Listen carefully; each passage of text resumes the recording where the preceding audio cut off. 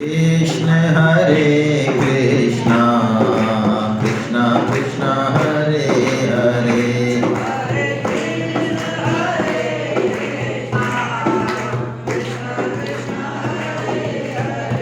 हरे राम राम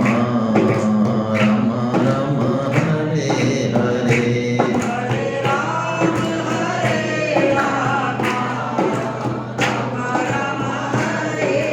हरे कृष्णा। वसुदेव सुतं देवं कंस चाणूरमर्दनं देवकी परमानंदं कृष्णं वंदे जगद्गुरु। आप सभी वैष्णव जनों के चरणों में दंडवत प्रणाम। एक तो पानी की बोतल जो खाली है उन सबको हम डस्टबिन में डाल के जाएंगे, है ना, छोड़ के नहीं जाएंगे। चलिए, अब हम लोग ज्ञान षटक में प्रवेश कर रहे हैं। गीता के 18 अध्याय हैं, 6 अध्याय के 3 विभाग हैं। 1 से 6 कर्म योग प्रधान है, 7 से 12 भक्ति योग प्रधान है, और अब हम ले रहे हैं 13 से 18 जो कि ज्ञान योग प्रधान है। 12वें अध्याय में अर्जुन ने प्रश्न किया। क्या प्रश्न किया कि आपके सगुण साकार की जो उपासना करते हैं और जो आपके निर्गुण निराकार रूप की उपासना करते हैं, उन दोनों में से सर्वश्रेष्ठ भक्त योगी कौन है? तो भगवान ने क्या जवाब दिया कि सगुण साकार की जो उपासना करते हैं वो मेरे सर्वश्रेष्ठ योगी, लेकिन जो निर्गुण निराकार की उपासना करते हैं वो भी मुझे ही प्राप्त, वो कहीं और प्राप्त होते हो, ऐसी बात नहीं किसी और चीज को प्राप्त करते हो। तो फिर आपने भक्ति करने वालों को सर्वश्रेष्ठ क्यों बताया? तो भगवान ने कारण बताया कि निर्गुण निराकार की जो साधना है ये जब तक हमारा देहाभिमान है तब तक अत्यंत कठिन है। इतनी कठिन है कि जैसे कोई कहे कि आपको आसमान को पार करना है। कैसे करना है? पैदल चल के करना है। कैसे करना है? आपको लोहे के चनों को चबाना है और आपके मुंह में दांत नहीं है, पोपले हैं आप। हेलो, तो निर्गुण निराकार की साधना इतनी कठिन बताई शास्त्रों में। क्यों कठिन है? कारण बता रहे भगवान। देहाभिमान हम सब में है। देहाभिमान का मतलब क्या है? हम सबके अंदर, हम कितना ही सत्संग सुन लें, जप कर लें, ध्यान कर लें, शरीर के प्रति हमारी आसक्ति छूटती नहीं है, बनी रहती है। शरीर के बीमार होने से हम अपना बीमार होना मानते हैं, शरीर के बड़े होने से हम अपना बड़ा होना मानते हैं, और शरीर के नष्ट हो जाने से हम अपना नष्ट होना। लेकिन वास्तव में शरीर के नष्ट हो जाने से हम नष्ट नहीं होते, हम अलग हैं। कोई कहे साहब ऐसी चीज है ही नहीं, हम तो शरीर ही शरीर हैं। तो ऐसा ही एक नास्तिक था, उसके पिताजी मर गए तो वो रो रहा था। तो कोई पहुंचा वहां पे कि क्यों रो रहे हो? भाई साहब पिताजी चले गए। कहां चले गए यार? ये तो सो तो रहे हैं, यही तो है आपके पिताजी। हाँ यही है, लेकिन चले गए। चले कैसे गए? यही तो है। अरे आप समझ नहीं रहे हो यार। इनके अंदर जो, अरे अंदर क्या था? तुम तो खुद ही कहते थे ना कि अंदर बंदर कुछ नहीं है, बस जो शरीर है वही है, जो दिखता नहीं है वो है ही नहीं। तो क्या चला गया भाई? आंख चली गई, कान चला गया, नाक चला गया, टांग चली गई, क्या चला गया? वो तो जो है, जो सामने आपके है ही। अब देखिए, एक दृष्टि है, बड़ी विलक्षण दृष्टि है।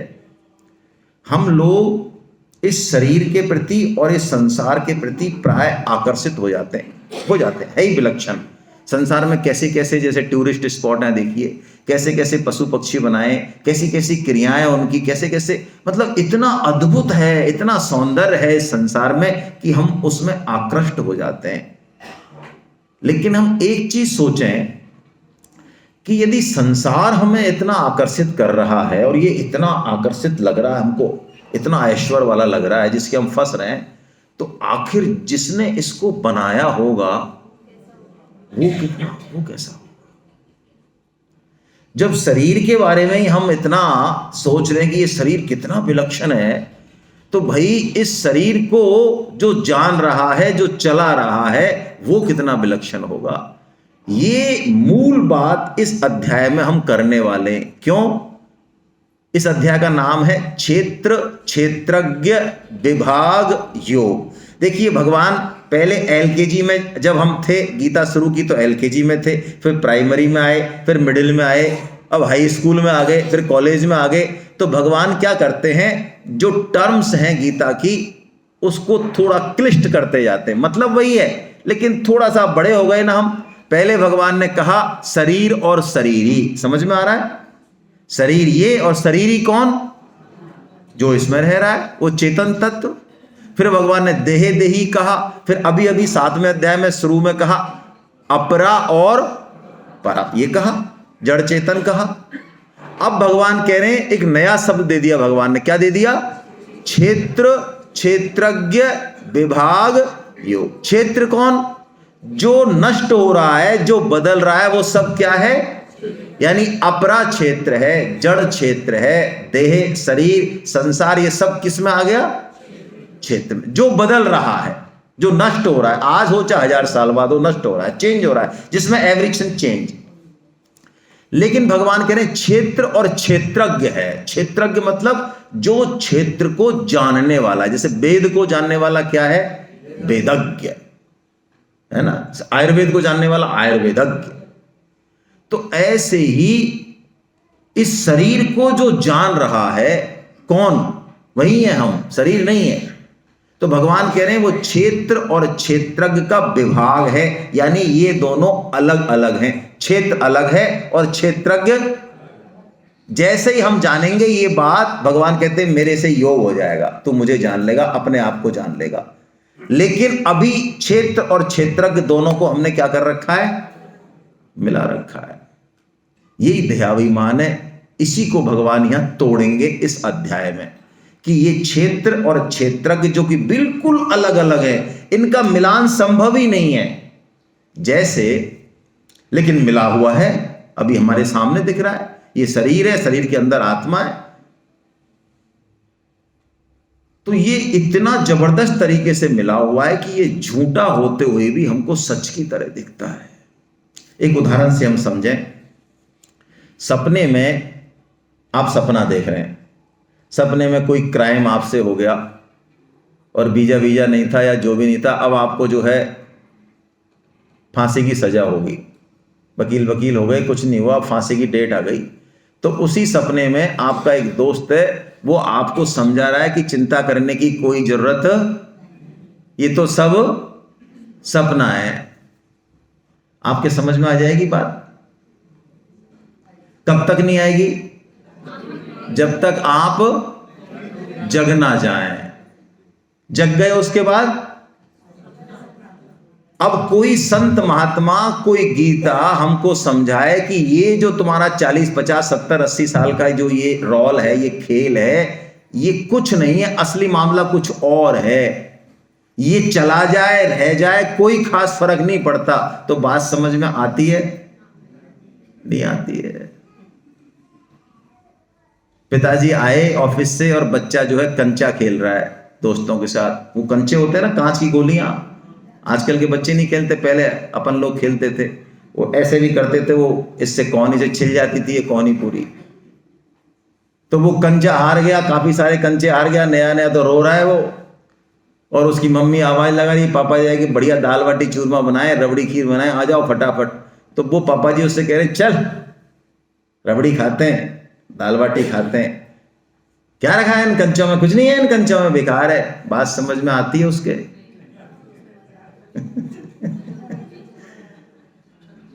बस इस शरीर संसार में जितनी हमारी आसक्ति होगी उतना ही हमको ये परेशान करेगा, सच्चा लगेगा। भगवान का कोई लेना देना नहीं है। मैं एक कहानी से अपनी शुरुआत करता हूं कि हम कैसे जो है इसमें सब फंस गए। बंदर पकड़ने वाले एक टेक्निक का यूज करते हैं। वो जमीन में एक मटकी गाड़ते हैं, जमीन में खोद के मटकी, और उसका मटकी का मुंह बहुत छोटा होता है। ओपनिंग जो होती है उसकी वो छोटी होती है। तो उसमें वो चने डाल देता है अंदर, उसमें मटकी में चने डाल देता है। तो वो जो बंदर पेड़ पे बैठा हुआ है, इसमें जो है, इस कहानी में आप अपने आप को बंदर समझना भाई, है ना, तभी समझ में आएगी कहानी। हाँ, ऐसे मत देखना अच्छा वो बंदर ऐसे गड़बड़ कर रहा है क्या, बंदर कौन है। हाँ, अपने ऊपर लेंगे तो कुछ इस कहानी का सेंस निकलेगा, नहीं तो कुछ नहीं है। तो वो बंदर जो देख रहा है कि इसमें क्या डाल दिए इसने, तो वो मदारी चला जाता है चने डाल के, तो बंदर भाई साहब आते हैं तुरंत और उसमें हाथ डालते हैं तो हाथ चला जाता है, और हाथ डाल के अंदर क्या करते हैं, वो ज्यादा से ज्यादा चने पकड़ने की कोशिश करते हैं। अब जब इतनी मुट्ठी हो जाती है ऐसी चने के कारण, तो वो जब ऊपर निकालते हैं तो वो निकलती नहीं है।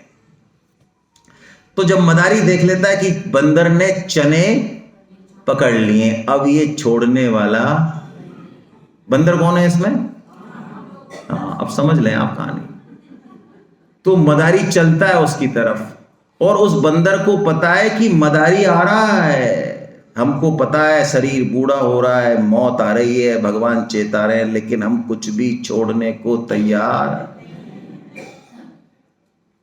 आखिर में वो बंदर पकड़ा जाता है। अब उस बंदर को पकड़ा किसने, बंदर ने खुद ने पकड़वाया या मदारी ने पकड़ा। इस शरीर और संसार में हम खुद ही फंसे हुए हैं। अभी हमारी आसक्ति इतनी ज्यादा है, ये बात हमारे समझ में नहीं आएगी, लेकिन भगवान कह रहे हैं अर्जुन तू मेरी बात मान ले, और मान के मैं जो कह रहा हूं वो काम कर ले, कर्म योग कर ले, ज्ञान योग कर ले, भक्ति योग कर ले, जो तेरी इच्छा हो जो कर ले। उससे तेरी ये शरीर में और संसार में जो आसक्ति है, जिससे ये सीमेंट जो लगा हुआ है, बॉन्डिंग हो रही है, वो खत्म हो जाएगी, तेरे को समझ में आने लग जाएगा। जिस दिन तू ये समझ लेगा, आज से ही हमको ये आप मानना चालू कर दो, आज से ही ये बात आज से ही मान लो कि मैं शरीर नहीं हूं, मैं शरीर को देखने वाला हूं। इसके दृष्टा बन जाओ आप। देखो ये शरीर को सुला दिया। गौतम बुद्ध जब सोते थे तो जो भी सोते थे 5 घंटे 4 घंटे, योगी लोग 2-3 घंटे ज्यादा नहीं सोते, वो सोते हुए एक ही करवट से सोते थे, और सोते हुए भी अपने को साक्षात देखते थे वो, कि देखो ये शरीर मेरा सो रहा है, इस करवट में सो रहा है। क्योंकि वो इस स्तर पे आ गए कि वो अपने आप को उस शरीर का दृष्टा बना सकें। हम भी इस शरीर को दृष्टा बना लें। परम श्रद्धेय तायल साहब, भूपेंद्र तायल साहब, जो खड़गपुर से, आईआईटी खड़गपुर से, उस जमाने के आईआईटीएन थे, बीटेक एमटेक थे, जिन्होंने ये सारा क्लास सेमिनार, ये सारा सिस्टम उन्हीं का है। इसमें हमारा 1% भी योगदान नहीं है। महावीर जी इसके डायरेक्टर हैं, सर के जाने के बाद अब ये चला रहे हैं, और हम लोग जो है इसको, लेकिन सारा है उन्हीं का। तो जब हमने गीता पढ़ी सर से, तो सर की एक बात बहुत खलती थी मेरे को, जब मैंने गीता शुरू में पढ़ी आज से 12-1 साल पहले। सर हमसे कहते गीता पढ़ाते पढ़ाते, अरे योगेश जी जरा इस शरीर को प्यास लगी है, जरा 1 गिलास पानी पिलाना है इसको। क्या कहते, इस शरीर को। मेरे को बड़ी कोफ्त आती थी सुन के, क्या आप कहते हो ना सर मेरे को प्यास लगी है, ऐसा बोलो ना सीधा, क्या शरीर को प्यास लगी है। लेकिन वो एक चेतना हमको दे रहे हैं कि इस शरीर को प्यास लगी है, मैं शरीर से अलग हूं। अब देखिए ये आत्मा शरीर में रहती कैसे है, ये बंधन कैसा है, ये बड़ा झूठा बंधन है, बहुत झूठा बंधन है। उपनिषद की एक कहानी है, मैं जल्दी से सुनाता हूं आपको। एक ऊंट का व्यापारी ऊंट खरीदने जाता है, रात हो जाती है, तो एक झोंपड़ी दिखाई देती है। झोंपड़ी पे एक महात्मा होते हैं। तो महात्मा कहते हैं आइए आप आराम से भोजन कीजिए, रुकिए, सुबह निकल जाना, अपने ऊंट को आप बांध दीजिए। तो जब वो ऊंट को बांध रहा होता है, तब उसको अचानक ध्यान आता है कि जो ऊंट को बांधने की रस्सी है और जो खूंटा है जिससे रस्सी, वो मैं दोनों घर पे। तो वो महात्मा जी के पास जाता है अंदर। महात्मा जी कहते हैं बहुत देर हो गई यार, आ जाओ ना। कि साहब आऊं कैसे, ये मैं ऊंट की रस्सी और खूंटा तो घर भूल आया। तो उनका कोई टेंशन नहीं है, आप चिंता मत करो। आप ऊंट को कैसे बांधते थे रोज, कि मैं ऐसे आवाज करता, ऊंट नीचे बैठ जाता, फिर मैं इसके गले में रस्सी लपेटता, रस्सी को खूंटे से बांध देता। कि आज भी आप ऐसे ही करो, कि कमाल कर रहे हो आप, आपने सुना नहीं मेरे पास रस्सी नहीं है। कि ये आपको ही तो पता है, ऊंट को थोड़ी पता है। उसने आवाज की कट कट, वो बैठ गया, गले में रस्सी बांधी, रस्सी को ऐसे ही हाथ से करके ठोका और बांध दिया और झोपड़ी में आ गया। महाराज जी ने कहा खाना खाओगे? खाना तो खाएं भाई साहब, ऊंट चला नहीं जाए। उन्होंने कहा ये ऊंट रात भर हिलेगा नहीं, हमारी गारंटी, हमसे 2 ले लेना, आप खाओ आराम से और सो जाओ। अब सुबह नाश्ता करके वो चलने लगा, उठाए ऊंट को, ऊंट उठे ना।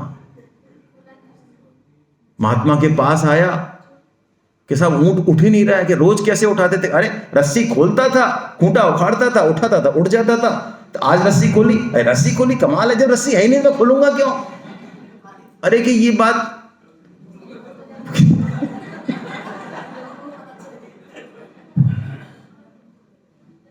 उसने रस्सी खोली, हटाया, ऊंट को कहा खड़ा हो, ऊंट खड़ा हो गया। वास्तव में ऊंट को कोई बंधन, हम भी शरीर के बंधन में ऐसे ही हैं। आत्मा को कोई बंधन नहीं है, ये बंधन हमारा बनाया हुआ है कामना और आसक्ति के कारण। अब क्या करें? इसको, बंधन को ढीला करने के लिए 2 काम करें। स्वामी जी कहते हैं हमको 2 ताकत मिली है सबको। एक तो प्राण शक्ति मिली है, सांस मिली है हमको, ब्रीदिंग अलॉटेड है सबको, फिक्स अलॉटेड है। उम्र अलॉटेड नहीं होती है, सांस अलॉटेड होती है। यदि हम जल्दी सांस खर्च करेंगे, जैसे सेक्सुअल एक्टिविटीज में और एक्टिविटीज में सांस बहुत तेजी से खर्च होती है, आप जितना योग की तरफ, भगवान की तरफ, शांति की तरफ, ध्यान की तरफ जाएंगे, आपकी सांस बहुत कम खर्च होगी।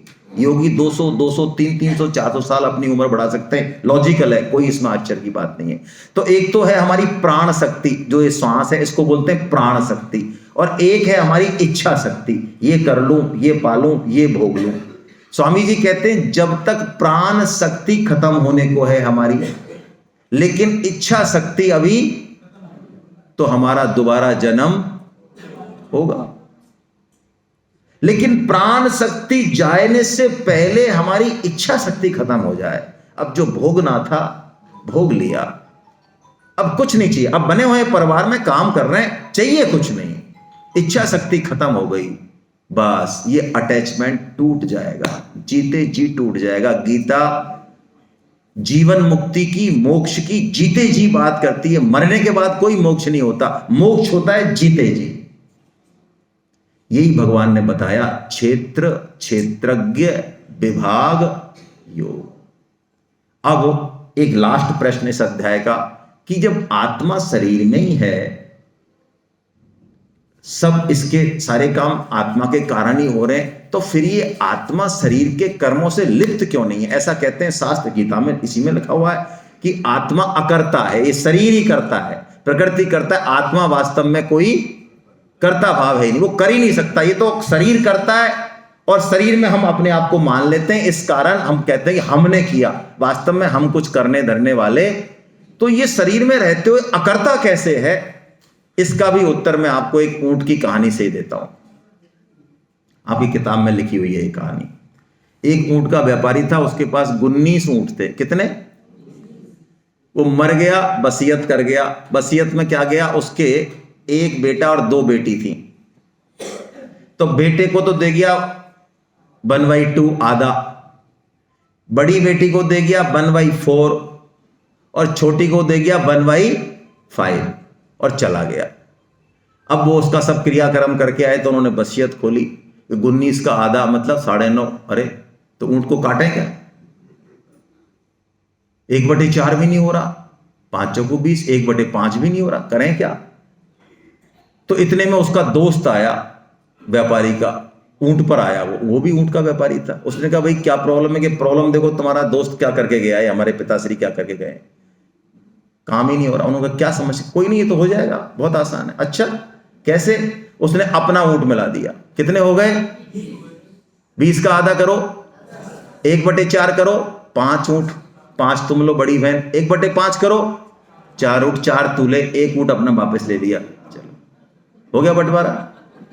ये जो 20वां ऊंट है, ये आत्मा है, जो बंटवारे में है, उसी के कारण सब हो रहा है, बंटवारा हो रहा है, उसके बिना कुछ नहीं होगा। वो निकल गया तो खत्म कहानी, लेकिन वास्तव में उसका कोई लेना देना नहीं है। ये बात समझ में आए चाहे नहीं आए, हमको मान लेनी चाहिए। जो हम मान लेते हैं धीरे धीरे हम उसको जान लेते हैं।